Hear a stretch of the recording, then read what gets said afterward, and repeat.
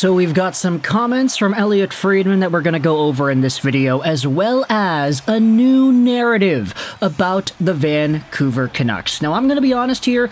We're going to make another Canucks-related video after this one, and we're also going to talk about the Oilers. I do feel kind of bad because that future video is going to completely coincide when the Oilers play off against the Canadiens later today, but I wanted to make this video by itself, just talking about the Vancouver Canucks, because I feel like these narratives are strong enough to put them into one video.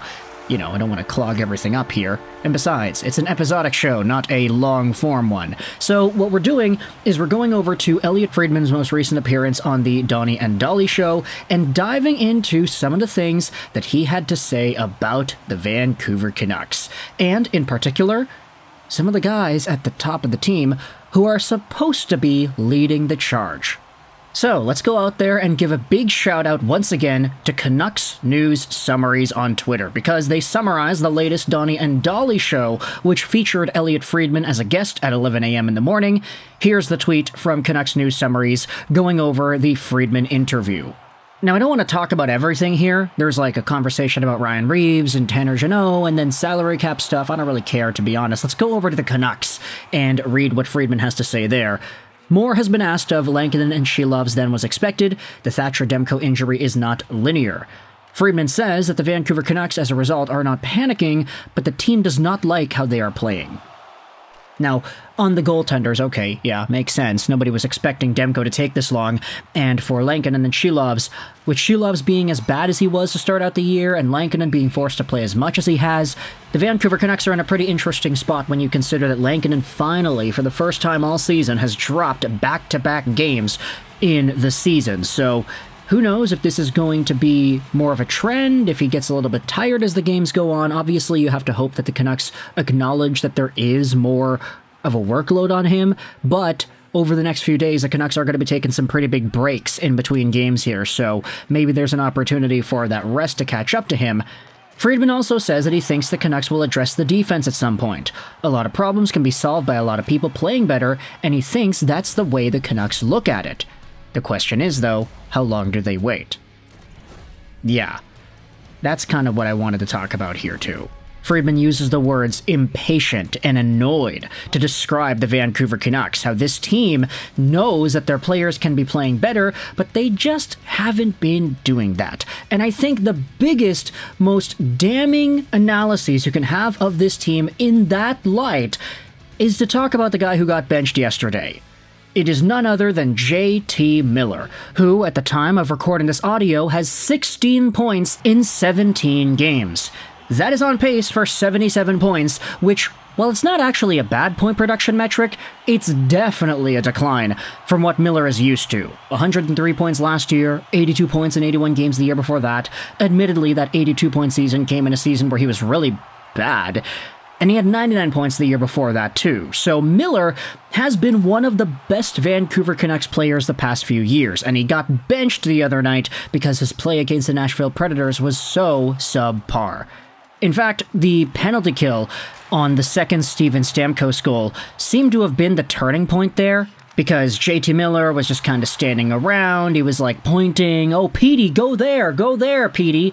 And Miller himself was just kind of literally not moving, just gliding around, going for a mini skate at the end of the second period to give Nashville that 4-2 lead. And this video was actually posted onto the Canucks subreddit, the awful penalty kill that saw JT Miller get benched. And what I wanted to do was talk about an angle that was discussed in the comments section here that I actually was thinking about myself too the other night after the game concluded. Jay Canuck 32-3 went out there and said this: "It's crazy how JT Miller and Elias Pettersson just completely swapped situations. Petey never fell off defensively during his slump. Petey is a vampire feeding off of Miller, confirmed." And this is sort of the weird thing about Vancouver Canucks hockey this season is that none of the players are their best at the same time.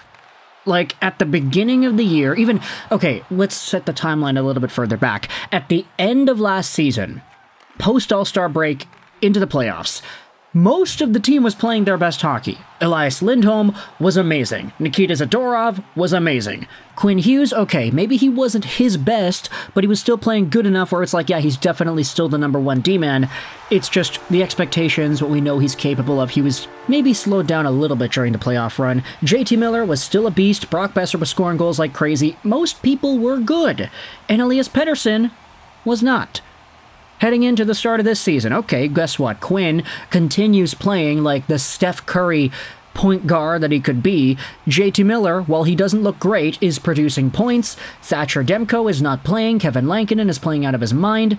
Brock Besser is still scoring goals. And you have some other guys that are slowly on the comeuppance like Jake DeBrusk, Kiefer Sherwood, and others. But once Elias Pettersson starts getting going, okay, Quinn Hughes is still playing all right, but JT Miller completely falls off a cliff. And it's not all just strictly about points. I mean, look at the points right here. JT, under a point per game this season, okay, but before the Nashville Predators game last night, JT had 5 points in his last 3 games. So obviously, Miller is doing some stuff right. He is still capable of producing, putting himself in the right areas, putting the puck to the right areas, and getting points on the board, but wow, has JT Miller's defensive play really taken a bit of a hit, and especially on that penalty kill shift yesterday, which kind of got a lot of Canucks fans upset as to how everything was going down.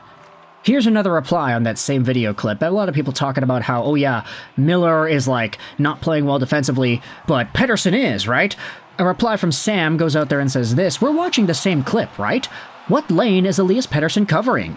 Miller laziness aside, the literal worst thing that could have happened is the puck going cross-ice through the slot to one of the best power play shooting options in the league, who literally just scored the power play before, and he, Pettersson, left it wide open to cheat towards Forsberg. And a reply says, Pettersson cheats towards Forsberg because JT Miller isn't doing anything about Forsberg. Either JT has to challenge Marchessault off the puck or cover Forsberg. He does neither, hence why Petey cheated over. Yeah, Petey made a mistake, but he's also covering 3 guys at once, which I think is just a testament to how maybe not engaged he seems to be on the PK defensively.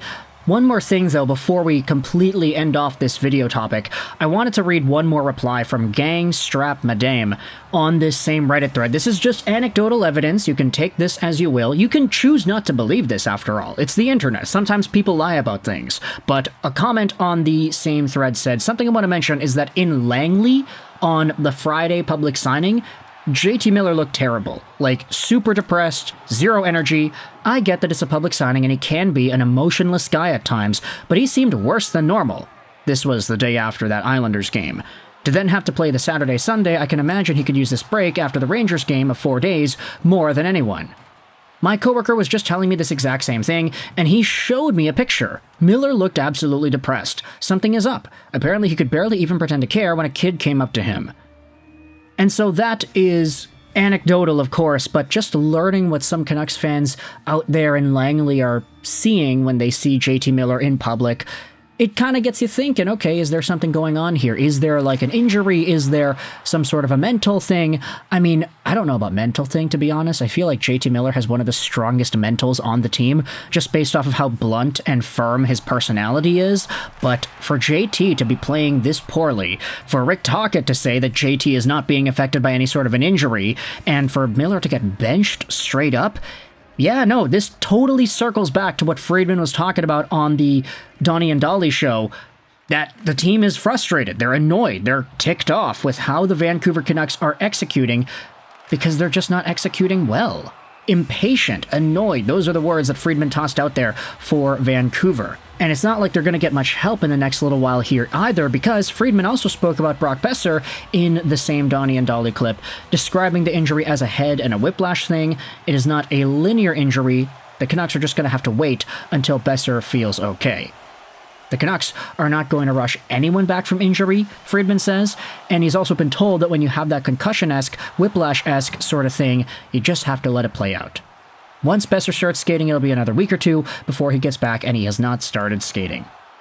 So with all this in mind, let me know your thoughts in the comment section below about the Vancouver Canucks and them being irritated or annoyed at the way the team is playing so far. What are your thoughts on Friedman's comments on the show, and how do you respond to Elias Pettersson getting better? after JT Miller gets worse? Thoughts in the comment section below. I hope you enjoyed this video. 9 and bye.